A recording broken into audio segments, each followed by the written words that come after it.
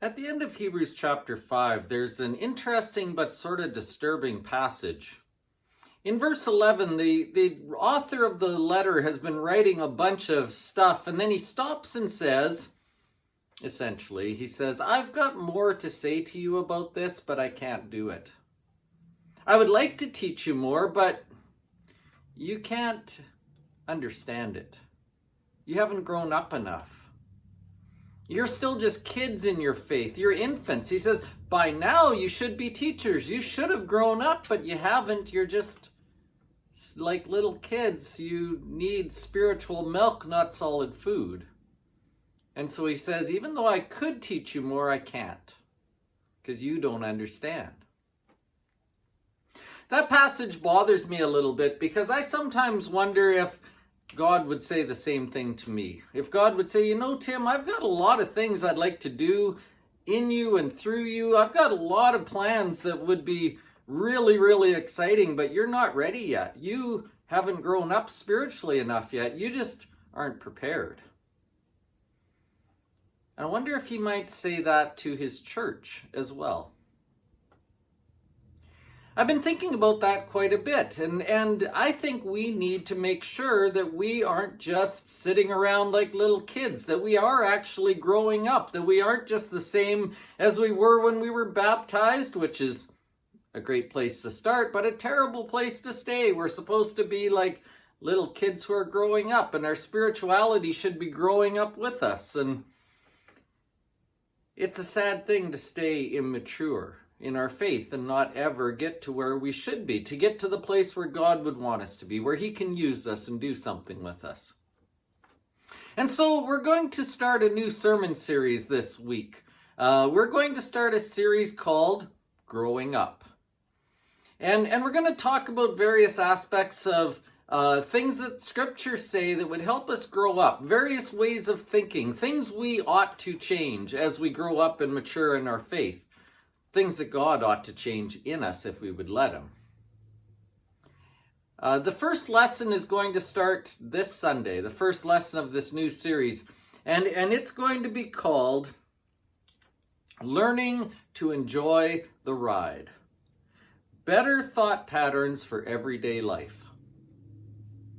I think if we're going to grow up and if we're going to be different, if we're going to be useful in God's kingdom, it's going to have to start with me thinking differently. It's going to have to start with you thinking differently. It's going to have to start with us seeing things differently. Spiritually mature people don't see the world the way unspiritual people do. Spiritually mature people see things that faith brings. So we're going to start this week. And I'm going to challenge you to think differently.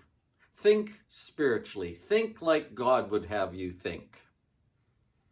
Now, it might be a dumb idea to start a sermon series on a long weekend when most people are away, but we're going to record it. We're going to throw it on YouTube.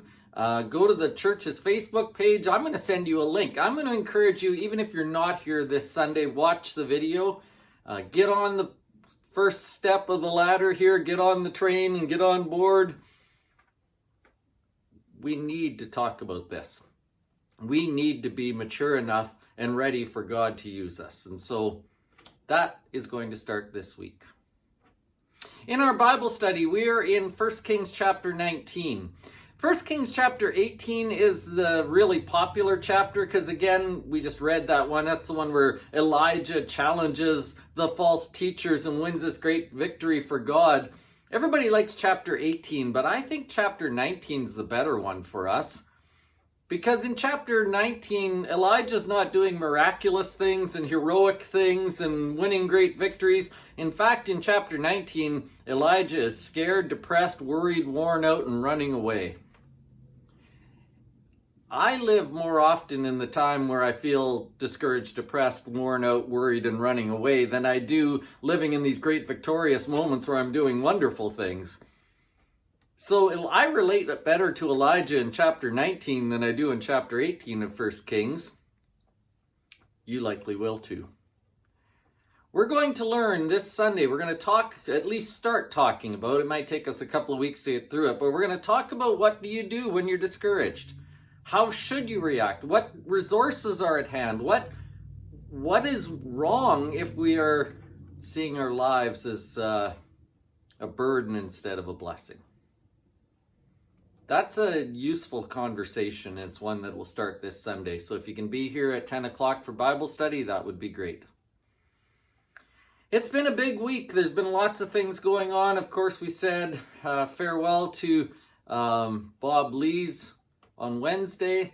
Thank you once again for all the work you did to help out with that. All the comfort and kindness and the prayers, and the family really appreciated that, and it looked really good on us. Our little church family did a really good job. Thank you for your part in that. Everything's ready for Sunday.